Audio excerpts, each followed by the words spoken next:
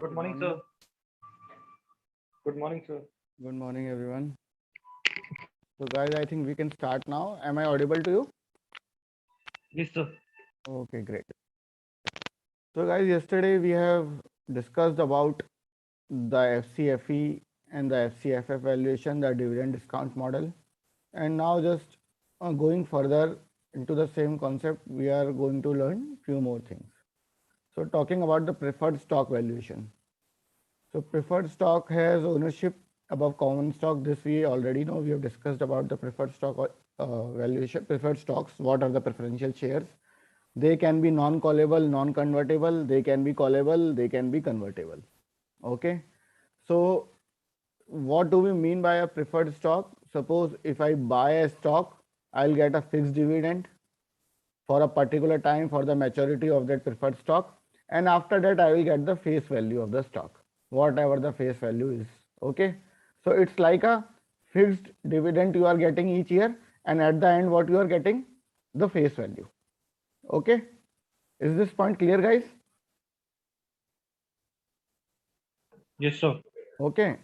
So that face value or the par value, or it can be a fair value also. It depends on the agreement. Okay. That after 10 years, we are going to give a this much amount to you for your shares, and also you will get this much dividends each year.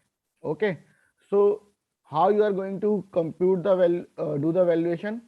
So for each year, you will discount the dividend. Yes or no? For each year, you will discount the dividend, and at the end, what you will do? You will also discount what price you are going to get at the time of maturity. Like the example we have done yesterday. Is the point clear to you guys?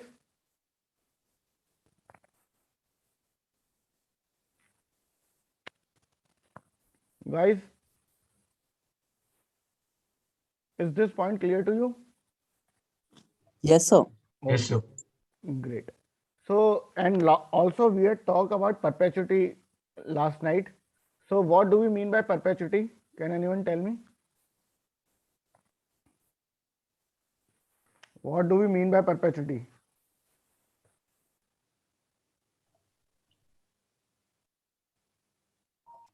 So it is assumed that the company will grow, but not not forever. No, perpetuity means for indefinite life. It can be used for anything, not only for stock, not only for bond. Perpetuity means for infinite life. Suppose if I buy a bond till perpetuity, what does it mean? Am I going to sell the stock or bond? If I buy a stock till perpetuity, what does it mean?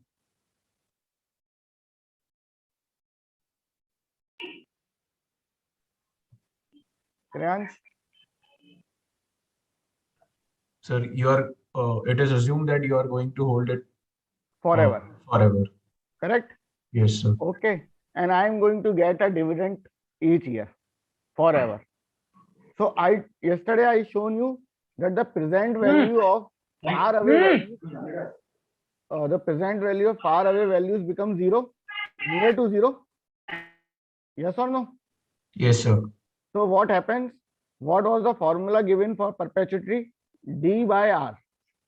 The dividend which I am going to get and the required rate of return which I require. D by R is the formula. So it's an example given to you, $100 par value, 5.5 annual dividend, non-callable and perpetual preferred stock with 6% required return. So what do we mean by $100 par value? Can you tell me? Face value, sir. Face value at the time of the maturity, how much money you are going to get? 100 rupees per dividend. 100 rupees per dividend. What do we mean by this? 100 rupees per bond. Yes, yes. Okay. And what is the dividend here? 5.5 annual. And what is the required rate of return? 6%. तो आप इसको क्या value होनी चाहिए stock की, आप इस bond की या प्रेफर्ड स्टॉक की कितने में खरीदोगे? तो परपेचुटी तक है, तो इसका मतलब D by R direct formula, yes और नो? Yes, sir. ठीक है, तो क्या हुआ, डी क्या है आपका 5.5 and what is your R 6%। तो आपके हिसाब से इस प्रेफर्ड स्टॉक की वैल्यू कितनी होनी चाहिए, फेयर वैल्यू 91.6 है। ये पॉइंट क्लियर है? Just give me a second, I am opening my Excel.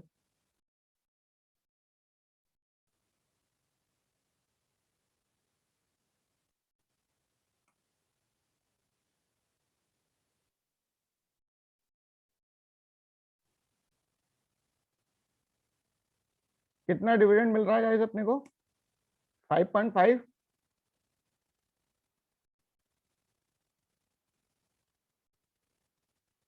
अब मैं अगर इसको डिस्काउंट करता हूं, what is my required rate of return, what is my required rate of return? 6%. 6%। Great.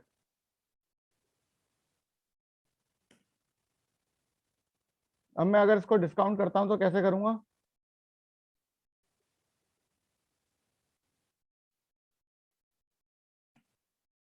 Correct है ये? Yes, sir. चीज़ समझ आ रही है? Yes, sir. Sir, dollar sign लगेगा?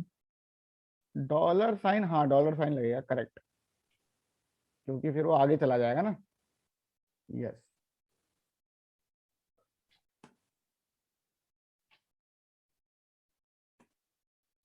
ठीक है, अभी आप जैसे जैसे आगे जा रहे हो वैल्यू कहाँ पे अप्रोच होती जा रही है?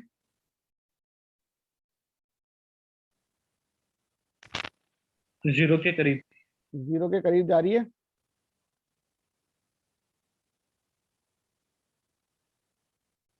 इसको और हमने आगे बढ़ा दिया।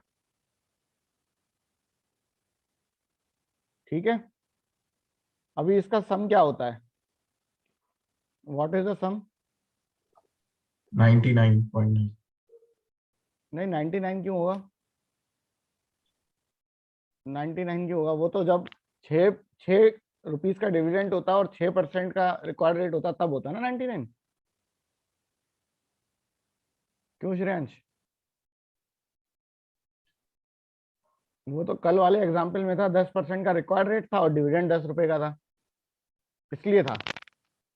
सर अगर रिक्वायर्ड रेट से कम होगा डिविडेंड तो समेशन भी कम आएगा। हाँ कम आएगा ना।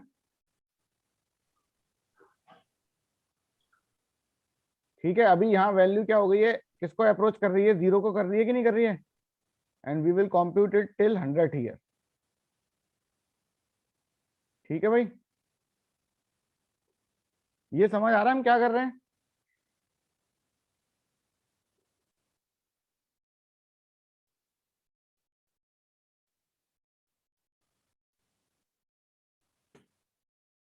कितनी वैल्यू आई 100 ईयर तक की? 91.4। अभी मैं आपको डायरेक्ट बोल रहा हूं कि अगर परपेचुटी है तो आपको इतना कंप्यूट करने की जरूरत ही नहीं, आप क्या कर सकते हो direct, what can you do, what is the formula? Harsh, dividend upon required rate of return. Dividend upon required rate of return. आ गई value, correct, which is near to the our value of 100 year.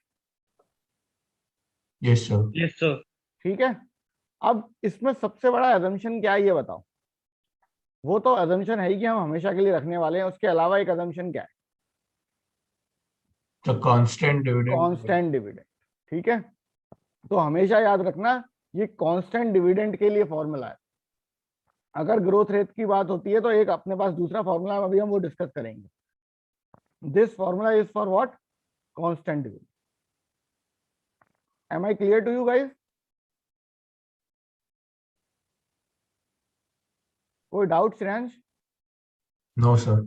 Sir अगर dividend change रहा तो फिर ऐसे एक एक देखो, अगर डिविडेंड का कोई पर्टिकुलर परफॉर्म वो नहीं है सेट पैटर्न, जैसे सपोज करो कि हर साल 2% से ग्रो कर रहा है, 5% से, तो सेट पैटर्न है। बट कभी 5 हो गया, कभी 3 हो गया, कभी 4 हो गया, तो आपको मैनुअल ही करना पड़ेगा। ठीक है, बट क्वेश्चन ऐसा नहीं आता कि 100 साल के डिविडेंड्स दे दिए, 2, 5, 10 और उसको डिस्काउंट करते बैठो, ऐसा नहीं आएगा। अगर मैनुअल है तो हो सकता है आपको बस 3 साल का दे दें कि पहले साल 10 का था, फिर 6 का था, फिर 8 का था, now compute the price of the stock. ठीक है, तो वो आपका चेक करेंगे, तो वो कॉमन एप्लीकेशन चेक करेंगे कि whether you know how to apply the application और नॉट। ठीक है, 10-20 सालों का नहीं देंगे कि अलग अलग आप बैठे हुए और डिस्काउंट कर रहे हो। Am I clear to you guys? हर्ष?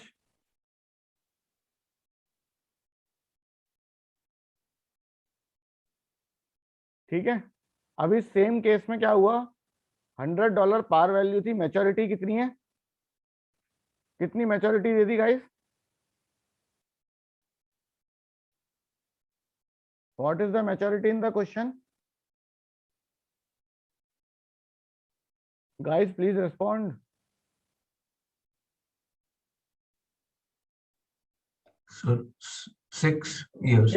6 साल की मैच्योरिटी है, इसका मतलब 6 साल बाद मेरे को मेरा पैसा वापस मिल जाएगा। कितना पैसा वापस मिलेगा? $100. $100। तो अभी ये परपेचुटी नहीं है, ये सिर्फ 6 साल के लिए। और एनुअल डिविडेंड कितना है? 2 का। तो this is how your cash flow has been done and this is how the valuation. Guys basic सबका सेम रहेगा to compute the present value of the future cash, चाहे वो डिविडेंड वाला स्टॉक हो, चाहे वो प्रेफर्ड स्टॉक हो, चाहे वो बॉन्ड हो, सबका कॉन्सेप्ट सेम रहता है कि you need to compute the present value of the future cash. Is this slide clear to you guys?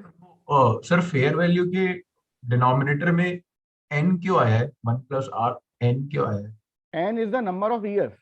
तो टोटल आएगा वहां पर 6। हाँ, मतलब जैसे यहाँ पे एन आपका 6 हो जाएगा ना इस केस के लिए।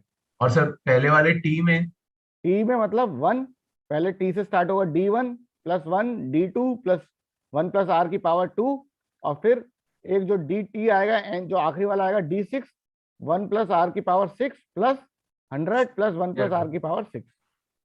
ओके ओके ठीक है सर। ठीक है, मतलब एन मतलब नंबर ऑफ ईयर्स बढ़ते जा रहे हैं। सर तो ये फॉर्मूला पे डालेंगे तो इक्वेशन तो बड़ा ही हो जाएगा फिर भी। मतलब इक्वेशन बड़ा हो जाएगा, ये आप सर डायरेक्ट कैलसी से निकाल सकते हो ना, या आप उससे पीवी से निकाल लो। हाँ ओके सर। एक्सेल में आप डायरेक्ट प्रेजेंट वैल्यू डालोगे तो फ्यूचर वैल्यू क्या डालोगे इसमें? What will be your PMT Shreyansh? 2 2। What will be your NPR? NPR 6.2। 6। Sir return 6.2%। NPR time होता है, टाइम पीरियड होता है। Time period, yes sir. Rate 6.2। हाँ, रेट कितना होगा? 6.2। And what will be your future value? Future value 100 100 आ जाएगा। आ जाएगा sir. ठीक ठीक है है, सर। सर कैलसी में भी एक बार सर अरे बताइएगा। वो मेरे को वीडियो भेजना है यार, आज मैं पूरी कोशिश करूंगा, आज ही करता हूँ, because I took out 2 videos, I will share with you guys. ठीक है। Yes sir. A preferred stock are often callable either at par or premium. This feature makes the stock less desirable because the option is with the issuer. The motivation to call the preferred stock, example just before the 6th year, if the value of the stock drops below, then the issuer stands to gain. Preferred stocks might also have a put option, meaning selling it back to the issuer based on the pre-decided item. So guys, already I have told you call options जो होते हैं वो issuer के साथ होते हैं और put option investor के साथ होते हैं। ठीक है, तो the valuation of such stocks are beyond the requirement of this, so we don't have the how to do the valuation, but just to give an idea, callable and puttable bonds का भी same तरीके से valuation होता है, but उसमें एक equity और date का पार्ट हमको सेपरेट करना पड़ता है कि how much preferred stock can be callable. एक प्रोबेबिलिटी एनालिसिस करना पड़ता है कि भाई कितना कॉलेबल हो सकता है और कॉलेबल नहीं हो सकता है, but this is out of scope, so I don't think we need to do much about it. Just you must know कि कॉलेबल होता क्या है और पुटेबल क्या होता है और किसके साथ ऑप्शन होता है कॉलेबल और पुटेबल का। ओके गाइज, सो गाइज अभी तक हमने डिविडेंड कांस्टेंट डिविडेंड पढ़ा कि भाई परपेचुटी तक कांस्टेंट डिविडेंड रहता है तो उसका वैल्यूएशन कैसे करना होता है, तो it's like D by R. Now guys we are having till perpetuity, मतलब हम मान के चल रहे हैं कि कोई स्टॉक हमारे पास टिल परपेचुटी है, लेकिन now we want to know कि भाई अगर वो परपेचुटी तक 1 या 2% से ग्रो कर रहा है, अगर वो परपेचुटी तक 1 या 2% से ग्रो कर रहा है, तो क्या हम परपेचुटी वाला फॉर्मूला लगा सकते हैं अपना वाला जो अभी हमने सीखा है? Guys no sir. नहीं लगा सकते ना, क्योंकि वो कांस्टेंट डिविडेंड के लिए था. यहाँ अभी क्या हो रहा है, हर साल हमारा डिविडेंड ग्रो कर रहा है. Correct. So traditional value of perpetuity कैसे निकालते हैं? Cash flow divided by required return. However, if you see closely, it does not incorporate growth of cash flow. तो guys, कैश फ्लो की ग्रोथ इसमें include नहीं होती. So the cash flow is expected to remain same infinitely. तो ये हमारा traditional present value निकालने का तरीका था. अब गॉर्डन ग्रोथ क्या कहता है? Common sense would lead you to think if the cash flow grows perpetually, then the required return should ideally decrease, but by how much? भाई अगर मेरा डिविडेंड बढ़ता जा रहा है, हर साल बढ़ रहा है, तो इसका मतलब मेरा वैल्यूएशन बढ़ रहा होगा ना, हर साल मेरे को कुछ ना कुछ पैसा मिलता रहेगा. तो वो बोलता है कि भाई रिक्वायर्ड रिटर्न इसके लिए थोड़ा कम होना चाहिए. क्यों? क्योंकि अगर मेरा डिनोमिनेटर छोटा हो जाएगा तो मेरे वैल्यूएशन हाई हो जाएंगे. और वैल्यूएशन हाई क्यों होंगे? क्योंकि हर साल मेरा डिविडेंड कुछ ना कुछ ग्रोथ रेट से बढ़ रहा है. ठीक है. So I will just show you with an example.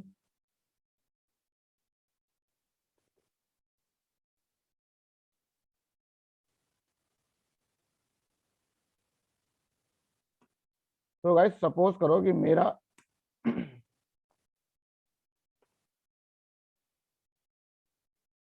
2% से परपेचुअली डिविडेंड ग्रो कर रहा है.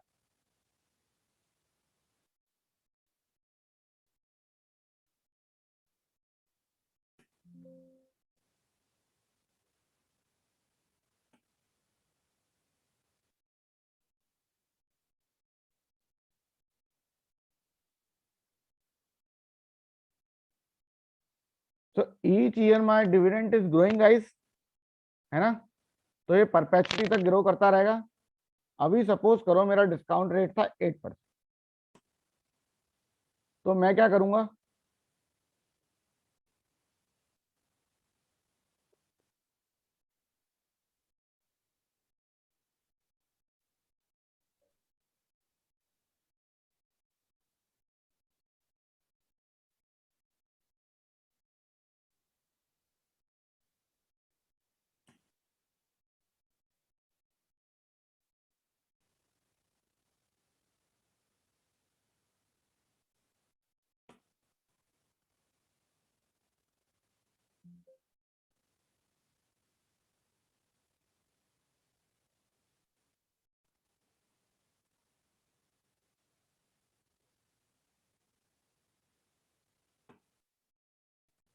तो गाइस इस तरीके से मेरी वैल्यू 166 आती है. ठीक है. अभी मैं इसमें डी बाई आर का फॉर्मूला इसलिए नहीं लगा सकता क्योंकि मेरा डिविडेंड कांस्टेंट नहीं है. तो पुराना फॉर्मूला हमारा क्या कहता था? D divided by R. अभी डी के साथ क्या जुड़ गया है? डी इंटू कॉन्स्टेंट एक ग्रोथ जुड़ गई है 1/g डिवाइडेड बाय आर. ठीक है. अभी ये बोलते हैं कि भाई अगर आर हमने डिनोमिनेटर में लगा रखा है और कांस्टेंट ग्रोथ जी की होती रहेगी, तो उसके लिए हमको क्या करना चाहिए? यहाँ पे फॉर्मूले को क्या कर देना चाहिए? आर माइनस जी. उस ग्रोथ को कॉम्पनसेट करने के लिए जो ऊपर मेरा न्यूमरेटर में इनफाइनाइटली ग्रो होगा, उसके लिए मैंने क्या करा? अपने रिक्वायर्ड रेट को जी से कम कर दिया, उस चीज को compensate. So this is your Gordon growth formula for a stock which is growing at a constant rate. The dividends must be growing or the cash flow must be growing. So this is the formula for that. पुराने perpetual formula में क्या difference था कि constant dividend था, अभी हमने क्या माना डिविडेंड को कि वो एक कांस्टेंट रेट से ग्रो करेगा। ठीक है, और अभी ये होता कैसे है मैं आपको बताता हूं कि सपोज करो आपका सबसे पहले साल का डिविडेंड था, उसको हम D1 मान लेते हैं। ठीक है,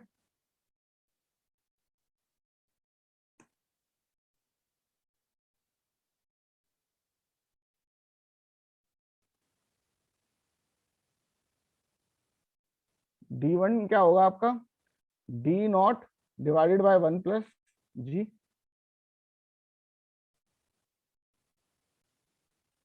गाइस अगर कोई डाउट हो तो मेरे से पूछ लेना, this is very important concept.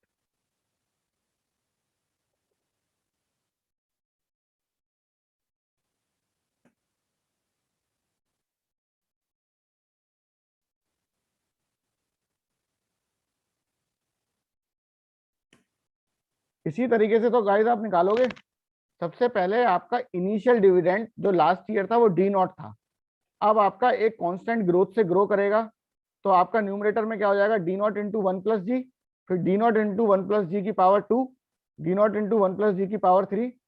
Is the numerator clear to you guys? Yes, sir. ठीक है, Yes, sir. तो मैं इसमें से D0 कॉमन ले सकता हूं कि नहीं ले सकता? D0 इस इक्वेशन में से D0 इंटू 1 प्लस जी को मैं कॉमन ले सकता हूं कि नहीं ले सकता पूरी इक्वेशन में से? Yes, sir. तो मेरे पास क्या बचेगा?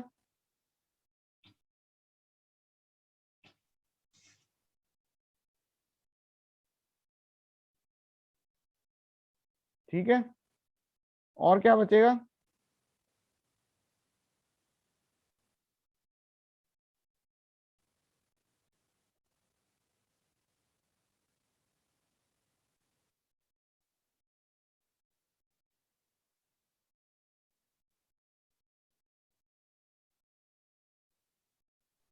Yes, sir. ठीक है गाइस, ये हर ये क्लियर है आपको क्या हो रहा है? Yes, sir. ठीक है, मैंने उसको कॉमन ले लिया, मैथमेटिकल इक्वेशन बना ली एक।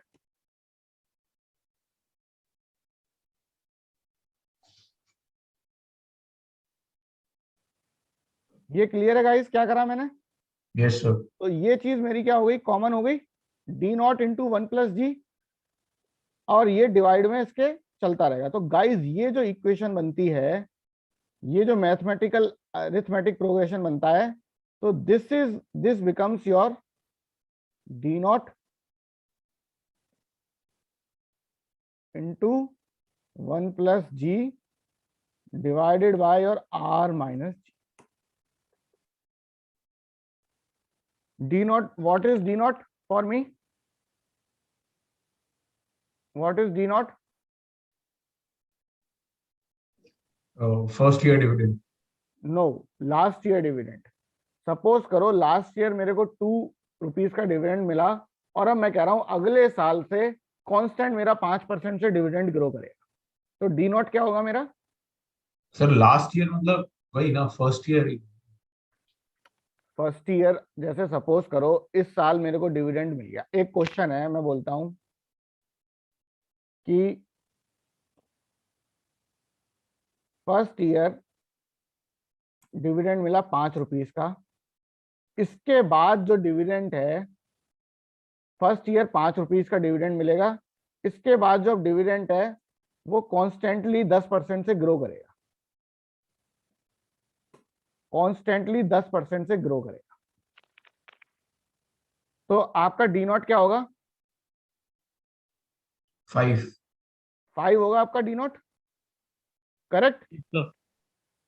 आप उसको यहां से D0 से कंप्यूट कर लोगे, और उसको डिस्काउंट कितने उससे करोगे, क्वेश्चन ये है। 10%. कौन से ईयर से डिस्काउंट करोगे? Second year. बताओ भाई सोच के।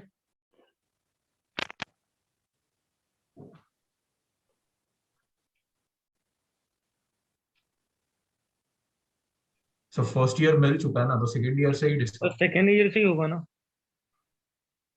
सेकेंड ईयर से कैसे होगा?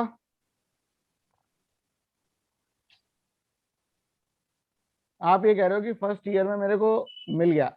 अभी एक चीज हम ये देख सकते हैं कि चाहे मैं थोड़ा आगे से कर लूं चाहे मैं पीछे से कर लूं, ज्यादा फर्क नहीं पड़ेगा, क्योंकि I am computing for it in infinite year. But ideally जो हम प्रैक्टिकली करते हैं, हम क्या करते हैं मैं आपको बता देता हूं। I don't think this is the part of the scope. We compute it for the first year itself. जिस साल से मेरा डिविडेंड आखिरी रुक जाता है कि भाई इस साल के बाद से कांस्टेंट होना चालू हो जाएगा। और होता क्या है मैं आपको बता दे रहा हूँ, जो ये जो सेकंड और थर्ड ईयर कर रहे हो ना, ये कंबाइन होके एक ईयर बनता है। क्या? What I call this year? Terminal year. Terminal year का मतलब समझे कि इस साल के बाद टर्मिनेट हो गया, इस साल के बाद अपना डिविडेंड कांस्टेंट हो जाता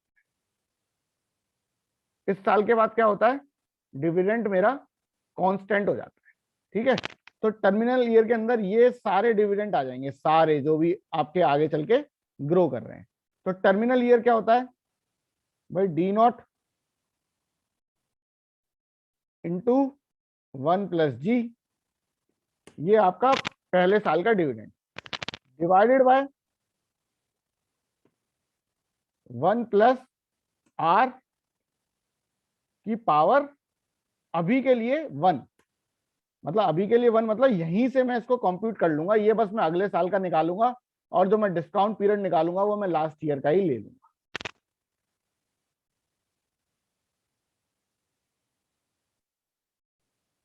is this point clear to you guys? क्योंकि क्या है, ये सारे ईयर्स का है, सारे ईयर्स का, 2, 3, 4, 5 का कुछ मैटर नहीं है। हम क्या कर रहे हैं कि हमने इसको यहां से टर्मिनेट कर दिया, यहां के बाद ये कांस्टेंट होना चालू हो गया। बट जनरली इस तरीके से नहीं होता, मैं आपको बताता हूं कैसे होता है। कि भाई आप फोरकास्ट करते हो तो अभी तो आपको ठीक ठाक रेट पे रिटर्न मिलता है, मतलब आपके कैश फ्लो सही रेट पे ग्रो कर सकते हैं या डिविडेंड्स ग्रो कर सकते हैं।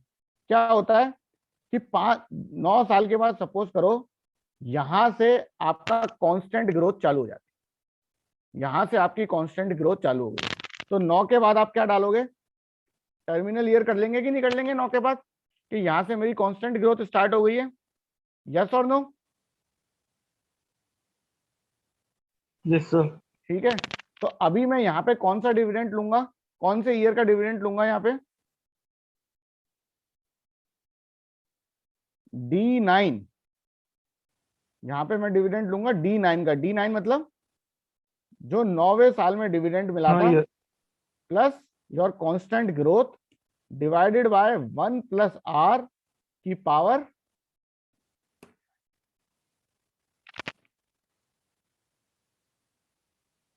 Are you getting this point guys? Yes sir. समझ गए? यहां तक तो मेरा कुछ भी था, जो भी डिविडेंड फोरकास्ट किया था। 9वें साल के बाद मैं कह रहा हूं कि भाई मेरा कांस्टेंट ग्रोथ से रेट करेगा, तो मैं जहां से मेरा कांस्टेंट होता है वहां से मैं अपना टर्मिनल ईयर लगा देता हूं। बट मैं जो डिस्काउंटिंग करता हूं वो जो मेरा प्रीवियस ईयर होता है, मैं हमेशा वहां से डिस्काउंटिंग करता हूं। Is this point clear to you?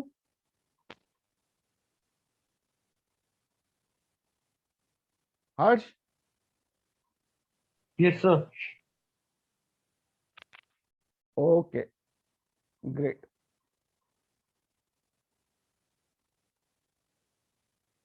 Okay, अब हमारा क्वेश्चन आता है कि परपेचुअल ग्रोथ रेट कैसे निकाल सकते हैं, कि हम कैसे डिसाइड करें कि भाई कितने % से ग्रो कर सकता है।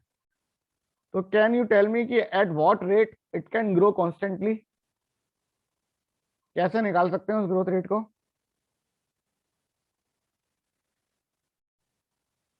भाई कंपनी ग्रो किससे करती है?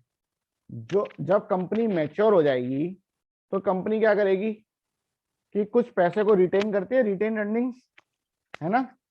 फिर उस पैसे को क्या करती है? री इन्वेस्ट करती है नए प्रोजेक्ट्स में, है ना। और उस प्रोजेक्ट से अपने को क्या मिलता है? आरओई मिलती है, उससे Yes, sir. रिटर्न मिलेगा। जो जो पैसा मैंने इन्वेस्ट करा और मैं अगर आरओई लगाऊंगा अपनी तो मेरे को रिटर्न मिलेगा कि नहीं मिलेगा? वो इक्विटी का पैसा था, डेट का पैसा तो था नहीं। तो एक फॉर्मूला सस्टेनेबल ग्रोथ रेट निकालने का है, retention rate 1 minus dividend payout into your ROE. 1 minus dividend payout का डिविडेंड पे आउट क्या होता है guys? What is dividend payout? Can anyone tell me what is dividend payout? So The amount which is paid in the form of dividend dividend. नहीं, net income में से कितना पैसा आपने dividend में दे दिया। सपोज आपकी net income 100 crore थी और आपने 20 करोड़ डिविडेंड दे दिया, तो what is your dividend pay out ratio? अगर आपकी नेट इनकम 100 थी और 20 करोड़ आपने डिविडेंड में दे दिया, what is your dividend pay out ratio? 20%. 20% is your dividend. भाई वही पैसा तो आपने डिविडेंड की फॉर्म में दिया, तो आपने कितना परसेंट रिटेन कर लिया? 80%. 80%. So your retention ratio is 1 minus dividend payout. Correct? 1 minus 20% कर लिया तो 80% आ गया। Am I clear Yes, on sir. this point? अब Yes, sir. वो पैसा आपने क्यों रखा? क्योंकि आप बोल रहे हो मैं इसको री इन्वेस्ट करूंगा। री इन्वेस्ट करोगे तो आपको किसी रिटर्न पे करोगे, and what we are assuming कि वो रिटर्न क्या होगा? जो आपकी एग्जिस्टिंग आरओई चल रही है, इतना required rate of equity, return on equity तो आप पा ही लोगे। So multiply your retention rate into your ROE, it gives you a sustainable growth rate, कि ये आपका सस्टेनेबल ग्रोथ है। लॉन्गर टर्म में आप इस रेट से ज्यादा ग्रो नहीं कर सकते। Am I clear on this guys? Shreyansh? yes sir. ठीक है, एक तरीका ये है। एक तरीका जनरली जो प्रैक्टिकली फॉलो होता है वो फॉलो होता है कि अगर कोई कंपनी मैच्योर स्टेज में पहुंच जाती है तो वो मैक्सिमम कितना ग्रो कर पाएगी, कि भाई पूरी मैच्योर कंडीशन में है, अब वो मैक्सिमम कितना ग्रो कर सकती है। जितना लॉन्गर टर्म इन्फ्लेशन रेट होगा कंट्री का, उतना ग्रो कर सकती है कि नहीं कर सकती? भाई अगर कोई मैच्योर कंट्री है और अगर आपकी कोई मैच्योर इंडस्ट्री है, तो will you be able to grow more than your country's rate या जीडीपी रेट, जो लॉन्गर टर्म जीडीपी रेट होता है, if you have reached maturity? Tell me. Yes sir. तो क्या करते हैं जनरली प्रैक्टिकली वैल्यूएशंस में, कि लॉन्गर टर्म ग्रोथ रेट उस कंट्री का ले लेते हैं और वो लगा देते हैं कि भाई मैच्योरिटी के टाइम पे, परपेचुइटी के टाइम पे country will grow equal to the growth rate of the company will grow equal to the growth rate of the country. तो सर जो टर्मिनल ग्रोथ रेट बोलते हैं वो यही होता है? यही तो टर्मिनल ग्रोथ रेट है जो मैंने आपको वो 2% निकाला था। जस्ट अ सेकेंड,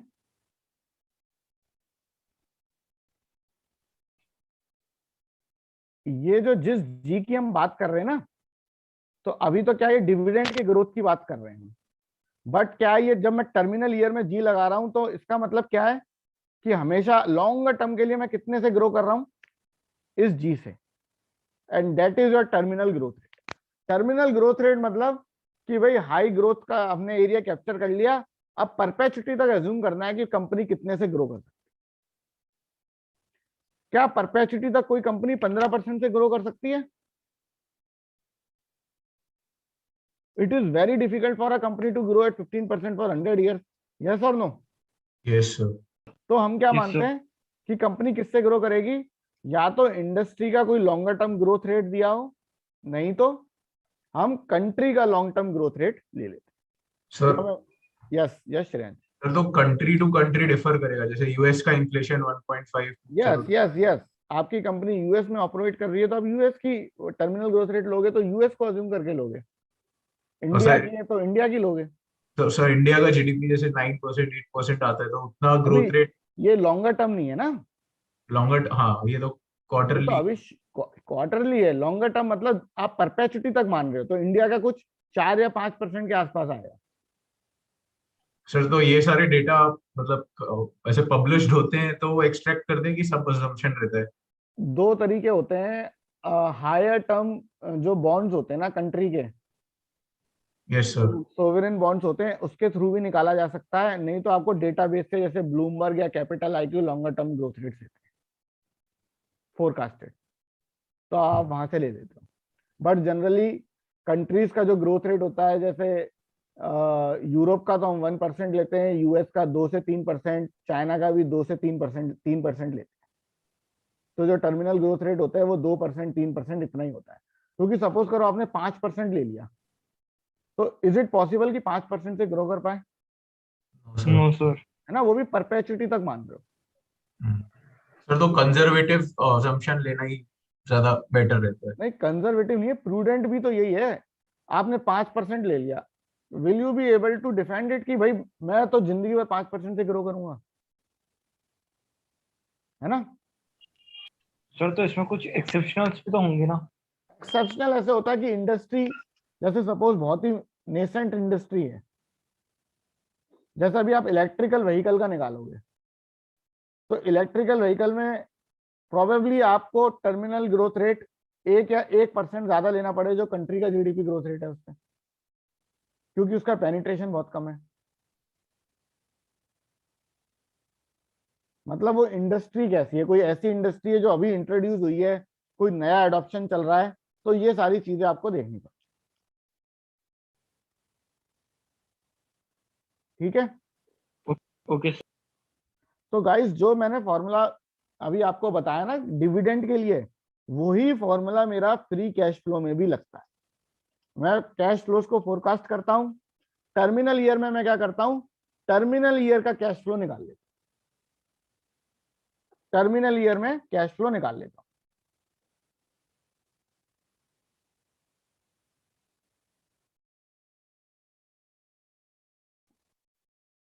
अभी गाइस मैंने यहाँ पे क्या फोरकास्ट करा है, डिविडेंड व्हाट इज D9,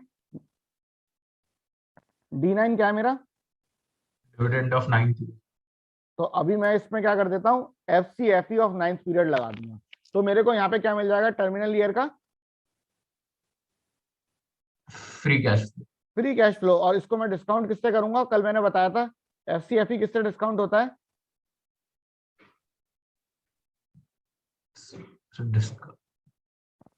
कल मैंने बताया था ना वैक कैसे कंप्यूट होता है,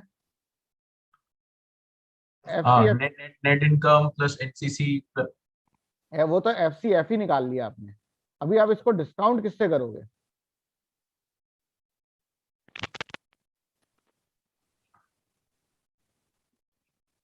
कॉस्ट ऑफ इट। ठीक है। और कॉस्ट ऑफ इक्विटी और कॉस्ट ऑफ डेट मिलके क्या होता है, वैक, वैक। Weighted average cost. वो किससे डिस्काउंट, उसको कब डिस्काउंट करते हो आप, जब आप FCFF। FCFF कंप्यूट कर रहे होते हो तो डिस्काउंट होगा वैक से, FCFE से करोगे तो डिस्काउंट होगा cost cost of. Of equity. Sir तो कॉस्ट ऑफ इक्विटी में कैपएम और एक कॉस्ट ऑफ इक्विटी निकलती है कैपएम से। और सर एक और मैं करता हूँ, डिस्काउंटेड कैश फ्लो। तो ये तो डिस्काउंटेड कैश फ्लो है ना, डिस्काउंटेड कैश फ्लो तो आपने यहाँ पे डिस्काउंट कर रहे हो आप, बट आपने ये टर्मिनल ईयर की वैल्यू निकाली। यहाँ जो आप ईयर 1 में जो FCFE होगा आपका, उसको आप किससे डिस्काउंट करोगे, इसको भी तो कॉस्ट ऑफ इक्विटी से डिस्काउंट करोगे। Yes sir. ठीक है, किससे डिस्काउंट करोगे, कॉस्ट ऑफ इक्विटी से।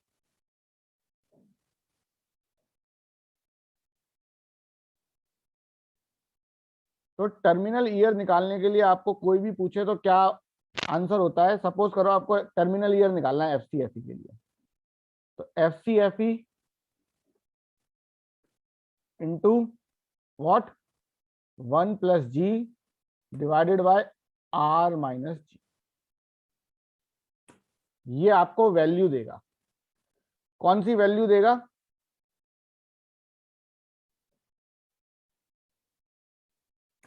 ये आपको लास्ट ईयर की वैल्यू देता है 9th year. This formula gives you the value of 9th year. अब आप इसको किससे डिस्काउंट करोगे, इस पूरी चीज को कितने से डिस्काउंट करोगे guys, can you tell me, 1+G growth rate R की पावर 9। टर्मिनल ईयर की वैल्यू निकलेगी ये, this is your terminal year value. और ये कहाँ की निकलती है? ये आपकी लास्ट पीरियड की निकल जाती है, 9th पीरियड की। तो अब आपको क्या करना होता है? इसको डिस्काउंट करना होता सर, वो फॉर्मूले में स्मॉल जी और कैपिटल है। जी सब एक अलग है, अलग। सब एक है, सब एक। ठीक है, यस ये पॉइंट क्लियर है हर्ष? Yes, sir. ग्रेट।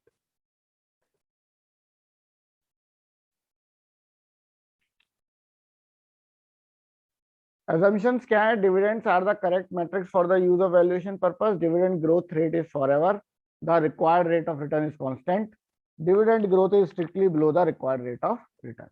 तो कोई भी डिविडेंड जो आपका ग्रो कर रहा है वो आपके रिक्वायर्ड रेट ऑफ रिटर्न से कम ही होता है, उससे ज्यादा से ग्रो नहीं कर सकता, क्योंकि आप परपेचुटी तक का ग्रोथ रेट निकाल रहे हैं। ऑल्टरनेटिव क्या है? Using a DDM with varying patterns of growth, use a cash flow measure other than dividends for valuation purpose, use it along the multiplier model. तो अभी हम ये जो ऑल्टरनेटिव है उसके बारे में हम चर्चा करेंगे। तो गाइस, कोई कंपनी होती है तो जरूरी नहीं है ना वो कांस्टेंट डिविडेंड ही दे। जैसे जैसे अगर वो हाई ग्रोथ फेज में है तो अलग तरीके का डिविडेंड दे सकती है, जब वो मैच्योर होती है तो वो अलग तरीके का डिविडेंड दे सकती है। तो उसको हमने कैसे डिवाइड कर दिया? मल्टी स्टेज डिस्काउंट मॉडल निकाल दिया। अब हमको अलग अलग स्टेजेस के लिए डिविडेंड को क्या करना पड़ेगा? प्रोजेक्ट करना पड़ेगा, क्योंकि किसी को एक ही डिविडेंड लगा देना एक ही टाइम पे वो सही नहीं है। तो अभी क्या था जो मैंने आपको एग्जांपल बताया अपनी एक्सेल में, तो एक तरीके से ये एक मल्टी पीरियड हो गया। सपोज करो 1 से 4 साल तक अलग डिविडेंड था, फिर 4 से 8 साल तक अलग डिविडेंड था, और उसके बाद डिविडेंड कांस्टेंट हो गया। ठीक है, यहां से यहां तक अलग डिविडेंड था, ग्रोथ फेज चल रहा था, यहां से यहां तक कुछ अलग डिविडेंड था, फिर ये मेरा टर्मिनल ईयर हो गया। तो क्या ग्रोथ निकला? मल्टी स्टेज ग्रोथ रेट निकल गया, मल्टी स्टेज डिविडेंड्स निकल गए।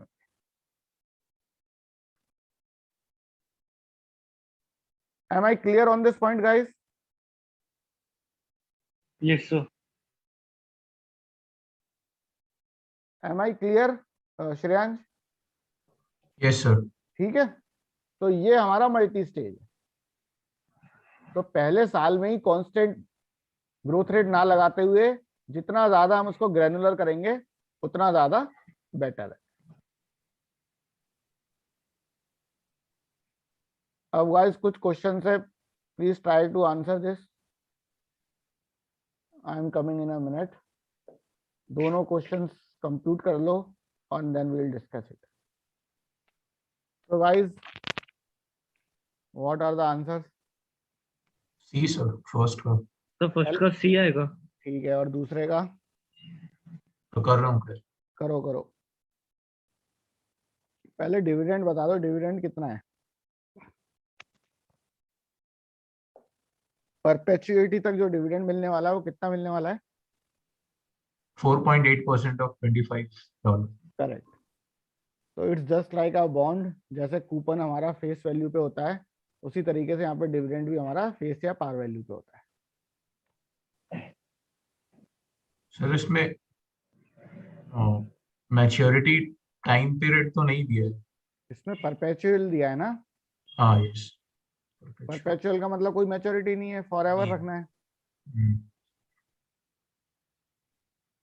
तो कौन सा फॉर्मूला लगेगा इसमें? Dividend upon growth. Correct, dividend upon required return, D by R. Yes sir, D by growth R. कहाँ है श्रेयांश इसमें? डी ग्रोथ बाय तो आर। है ही। हाँ, हर्ष आप कर रहे हो? Yes sir. ओके, तो बी आ रहा है। देख लेते हैं अभी। पहले का आंसर सी, दूसरे का B. Correct. Harsh, are you able to get the second one? Yes sir. Great. ठीक है गाइस, सर, इसके क्वेश्चंस ऐसे ही मतलब सिंपल ही आएंगे ना, थोड़े इजी टाइप। अब अभी देखो जो एग्जाम सिंपल था लेकिन तुमने परपेचुअल देखा उसमें? हाँ, तो तुम सिंपल कैसे कह रहे हो भाई इसको? ये सारा बहुत सारा चीज कंफ्यूज कर रहे हैं, ये नॉन कन्वर्टेबल, तो नॉन फिर तुम कॉलेबल। सिंपल कैसे कह रहे हो? नहीं, बट लाइक कैलकुलेशन बेस्ड तो सिंपल ही है। कैलकुलेशन बेस सिंपल है। सबसे पहले ये चीज देखो जब आप वैल्यूएशन कर रहे हो कि इसमें यार मेरे को कौन सा मॉडल लगाना है। मेरे को सेम कांस्टेंट ग्रोथ वाला लगाना है, डिविडेंड डिस्काउंट वाला लगाना है, ये परपेचुअल वाला क्वेश्चन है। तो सबसे पहले वो चीज समझने की कोशिश करो, ठीक है। और यस जब सर। इस तरीके के क्वेश्चन है तो आप ये देखो ना कि अगर आपको ग्रोथ रेट नहीं, जैसे आपने बोला कि सर मैच्योरिटी नहीं दी है, तो आप ये देखो इसका मतलब क्या मिस कर रहा हूँ मैं, है ना। और कभी कभी क्या हो सकता है कि कुछ घुमा फिरा के ये भी दिया हो कि भाई मैच्योरिटी है कि नहीं है, तो बहुत ही ध्यान से आपको पढ़ना पड़ेगा, ठीक है। बट अगर आप थोड़ा सा प्रैक्टिस कर लोगे, I think it will be a easy way. Okay, yes sir. अब गाइस आता है प्राइस मल्टीपल। तो अभी तक हमने क्या करा, कंपनी स्पेसिफिक बातें कर रहे थे अभी तक। कंपनी स्पेसिफिक मतलब कि भाई कंपनी का प्रोजेक्शन, कंपनी का कैश फ्लो प्रोजेक्ट कर रहे हैं, कंपनी के डिविडेंड प्रोजेक्ट कर रहे हैं। अब हम कह रहे हैं कि अगर हम मार्केट में पता कर सकें कि इस सिमिलर टाइप की कंपनी कितने प्राइस में ट्रेड कर रही है, तो भी तो हम निकाल सकते हैं। सपोज करो कि आपका कहीं लैंड है किसी कॉलोनी में, तो आप उसका प्राइस कैसे निकालते हो कि वो लैंड कितने का बिकना चाहिए? किसी कॉलोनी में आपका प्लॉट है, तो how you come to know okay कि आपका प्लॉट इतने पैसे का? आजू बाजू। आसपास की रेट आजू बाजू निकालने के में लिए। मतलब जो सिमिलर काइंड ऑफ प्लॉट्स हैं या जो सिमिलर आजू बाजू का इलाका है, वहां पे कितने रुपए स्क्वायर फीट जमीन बिक रही है, करेक्ट। Yes sir. तो आपने क्या लगाया, एक तरीके से मल्टीपल मॉडल ही लगाया, मार्केट मल्टीपल मॉडल बोलते हैं इसको अपन। तो प्राइस टू इक्विटी रेशियो होता है, पी बाय बी रेशियो होता है, पी बाय सी रेशियो होता है, पी बाय एस रेशियो होता है, ठीक है। तो हम क्या करते हैं, सिमिलर कंपनीज को देखते हैं वो किस पी बाई ई रेशियो पे ट्रेड कर रही है, वो किस पी बाई वी रेशियो पे ट्रेड कर रही है, और वहां से हम अपने प्राइस को निकालने की कोशिश करते हैं, ठीक है। अब ये आपका पी बाई ई रेशियो है। तो पी बाई ई रेशियो में जो ई है आपका, वो ई क्या होता है? Earnings. Earning per share. Yes sir. Yes, वो अर्निंग पर शेयर हम आगे की फोरकास्टेड लेते हैं, तो मेरा मल्टीपल कहलाता है फॉरवर्ड मल्टीपल। और अगर मैं लास्ट ईयर वाली लेता हूं जो मेरे को ऑलरेडी अवेलेबल है, तो मेरा मल्टीपल कहलाता है historical multiple. Okay guys, yes sir. कोई doubt? No sir. Sir. Great. ना inter relation between price and present value model. तो गाइस पी क्या होता है? पी नॉट जब हम निकालते हैं तो D one minus R minus G. Yes, अगर कोई कांस्टेंट उससे ग्रो करता है, कांस्टेंट ग्रोथ रेट से अगर कोई डिविडेंड ग्रो करता है, तो उसका प्राइस कैसे निकालते हैं? D nought into one plus G. Yes, तो D nought into one plus G क्या होता है? D one divided by R minus G, ठीक है। तो अभी इस पी नॉट को अगर मैं ई वन से डिवाइड कर देता हूं, ई वन मेरा क्या है? नेक्स्ट ईयर की अर्निंग्स। तो D one minus E one divided by R minus G. And what is your D one minus E one? D one divide by E one क्या formula होता है? अभी हमने डिस्कस करा 2 स्लाइड पहले, dividend pay out. Dividend pay out ratio. तो हमारा P by E क्या हो सकता है? डिविडेंड पे out ratio divide by R minus G. So PE is inversely related to required rate of return. PE is inversely related to required rate of return. जितना ज्यादा required rate of return होगा उतना PE कम होगा। क्यों? क्योंकि जैसे जैसे discount rate बढ़ता है वैसे वैसे क्या होता है, प्राइस को कम होना पड़ेगा।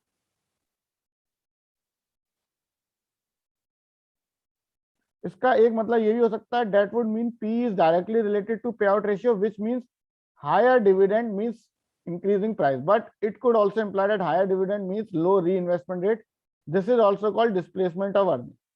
तो डायरेक्टली हम ये नहीं बोल सकते कि भाई discount rate is directly proportional to PE ratio.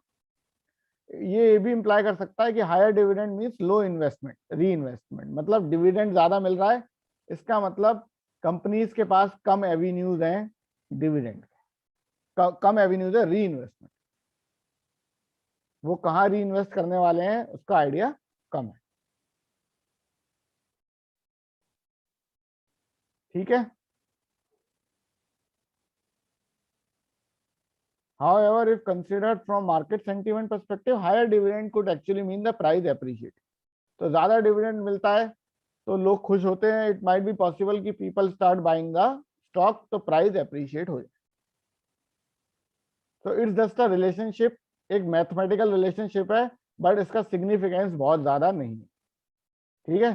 तो आपसे पूछा जा सकता है कि भाई price P by E ratio है वो किस किस फैक्टर पर डिपेंड करता है, डिविडेंड पे आउट से उसका इनवर्सली प्रोपोर्शनल है कि डायरेक्टली प्रोपोर्शनल है, रिक्वायर्ड रेट से वो डायरेक्टली प्रोपोर्शनल है या inversely proportional. So you need to know this mathematical representation, this representation. Is this fine? Yes, sir.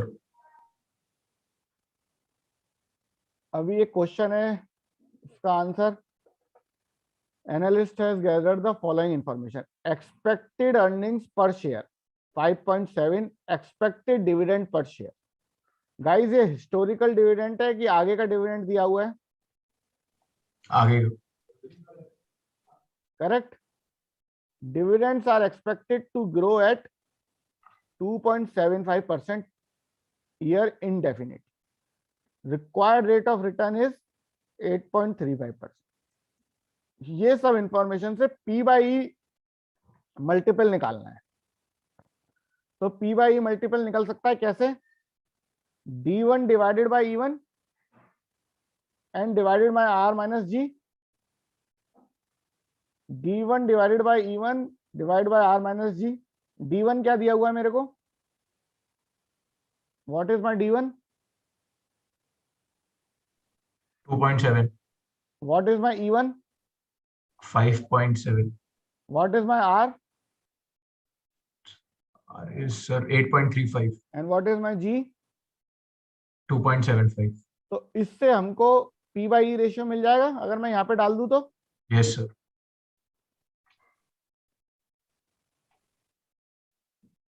Correct. Yes, sir. Harsh clear है आपको? Yes, sir. Yes, sir. An analyst gathers the following information about similar companies in the banking sector. P by E ratios दिए हुए हैं और P by E ratio दिया हुआ है। Which company is most likely to be undervalued? Undervalued वो होगी जिसका सबसे कम रेशियो होगा। तो P by B सबसे कम किसका है? प्राइम बैंक का और पायोनियर का। करेक्ट। और P रेशियो सबसे कम किसका है? Pioneer. Pioneer Bank. पायोनियर का। तो answer will be C. Pioneer. ठीक है। Yes, sir. अब आते हैं हम एंटरप्राइज वैल्यू पे। एक और इंपॉर्टेंट कॉन्सेप्ट है गाइस, जब हम FCFF निकालते हैं और उसको प्रेजेंट वैल्यू पे करते हैं, सबका सम करते हैं, तो हम क्या मिलता है हमको? FCFF से हमको क्या मिला? Sir value EV. FCFF को डिस्काउंट करते हैं तो हमको एंटरप्राइज वैल्यू मिलती है। अभी एंटरप्राइज वैल्यू क्या होती है गाइस? सपोज करो एक कंपनी है, मैंने उस कंपनी की इक्विटी को 100 करोड़ में बाय कर लिया, पूरी 100% इक्विटी को 100 करोड़ में बाय कर लिया। ठीक है, डन। तो मेरे को वो कंपनी कितने की पड़ी? 100 crore. 100। अभी उस कंपनी के पास 200 करोड़ की डेट थी और 50 करोड़ का कैश था। तो क्या अगर अब वो कंपनी मैंने बाय कर लिया तो वो डेट किसे चुकानी पड़ेगी? आपको ही. तो इसका मतलब 100 करोड़ तो मैंने पहले दिए, 200 करोड़ की डेट चुकानी है, तो कंपनी कितने की पड़ी मेरे को? 300 करोड़ की। 250 crore. 300 करोड़ हुआ ना अभी तो डेट और इक्विटी मिला के। हाँ सर 50 करोड़ का कैश किसका हुआ?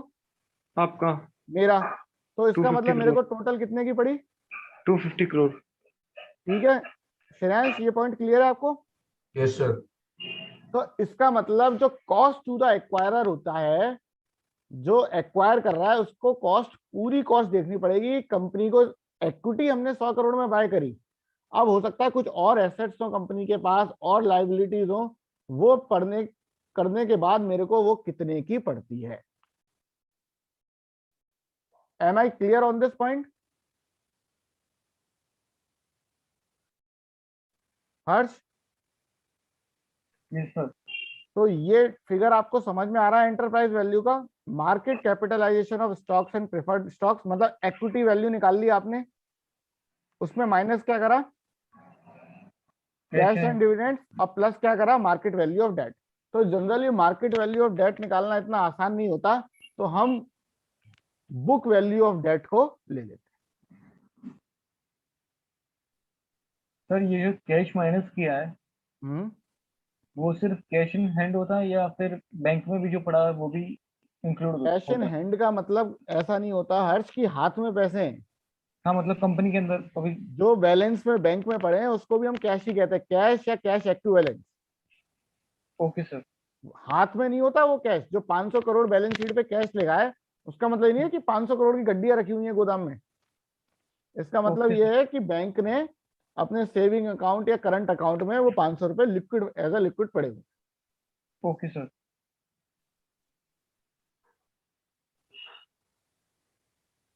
श्रेयांश क्लियर है आपको? Yes sir. तो अभी हमने जो ऊपर मल्टीपल्स की बात कर रहे थे तो कौन से मल्टीपल्स थे? ये प्राइस मल्टीपल्स हैं सारे, यस ई sir. By E, P by B. तो उसी तरीके से हमारे पास ईवी मल्टीपल्स होते हैं, EV by EBITDA, EV by sales and EV by EBIT. EV को यूज करने का फायदा क्या है? आपको इंटरव्यू में क्वेश्चन पूछा जा सकता है, बहुत ही पॉपुलर क्वेश्चन है, ईवी मल्टीपल ज्यादा यूज क्यों करते हैं, P by price multiple use नहीं करते? ईवी फेयर वैल्यू बताता है कंपनी का। नहीं।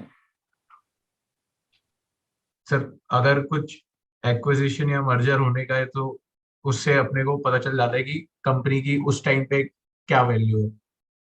ईवी क्या करता है? ईवी आपके टोटल कैपिटल स्ट्रक्चर को इंक्लूड करता है। टोटल कैपिटल स्ट्रक्चर किस किस का होता है? इक्विटी एंड योर डेट, दोनों चीजें होती हैं। अभी एंटरप्राइज वैल्यू में दोनों चीजें इंक्लूड होती हैं कि नहीं होती? Yes sir.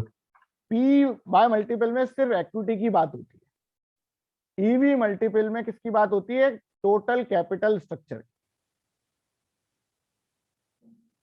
M I clear on this point? Yes sir. अभी ये बताओ, ईवी के नीचे हमने ईबिट या एबिडा क्यों लगाया है? हमने ईवी बाय अर्निंग कर सकते हैं कि enterprise value by earnings ratio होता है क्या कुछ? No sir. क्यों नहीं होता? सर क्योंकि डेट कंपोनेंट इंक्लूडेड है, सो तो इंटरेस्ट को। Before giving it to the debt holder and before giving it to the equity holder का ही हम बेस लेंगे। अगर न्यूमरेटर में मेरा इक्विटी और डेट दोनों इंक्लूडेड है तो डिनोमिनेटर में भी ऐसा ही प्रॉफिटेबल मेजर होना चाहिए जिसमें दोनों चीजें इंक्लूडेड। करेक्ट श्रेयांश? ये इंटरव्यू क्वेश्चंस होते हैं, इंटरव्यू में काफी पूछे जाते हैं। I am clear on this point? Yes sir. अभी आपको एक क्वेश्चन दिया हुआ है, ईवी बाय एबिडा निकालना है।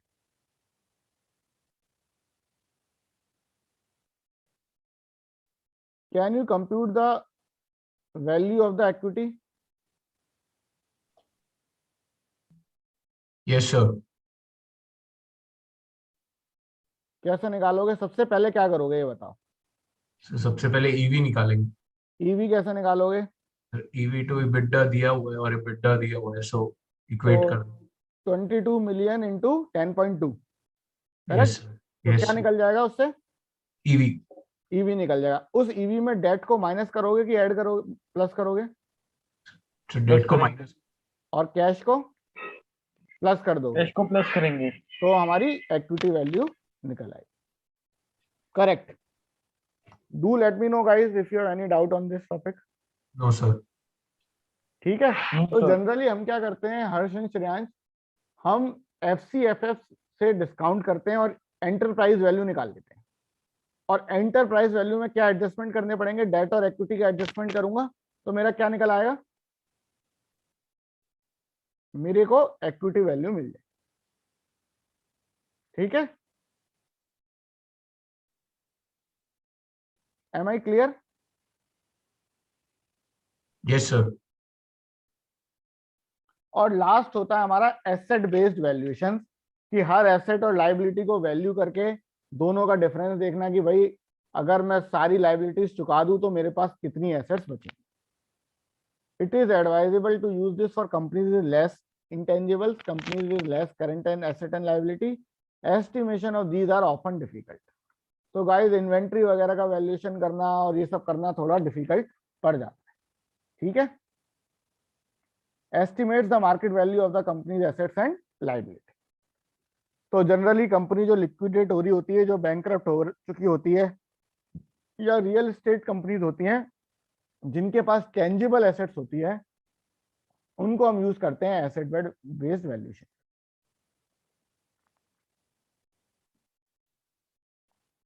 Hyper inflation environment can make this method unreliable. Hyper inflation का मतलब जब बहुत ज्यादा इन्फ्लेशन चल रहा होता है तो क्या होता है कि आपकी एसेट्स क्या हो सकती हैं, बहुत ही हाईली वैल्यूड हो सकती हैं। तो क्या दिखाई दे सकता है कि भाई कंपनी के पास इतने वैल्यू की एसेट्स हैं, बट उस समय ये मेथड अनरिलायबल है क्योंकि it is due to the hyperinflation impact.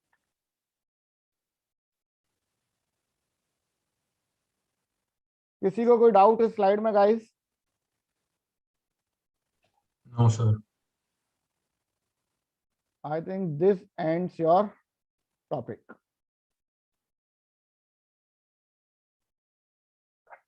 So guys, your equity topic is completely done now, and you will be starting with the next topic from today at I think 3 o'clock or 4 o'clock. Okay guys, yes sir. I hope Okay, I sir. was able to make you understand the concepts. Yes, sir. ठीक है? Yes sir. Okay guys, Thank you, sir. thank you for attending the class. Thank you sir. Thanks.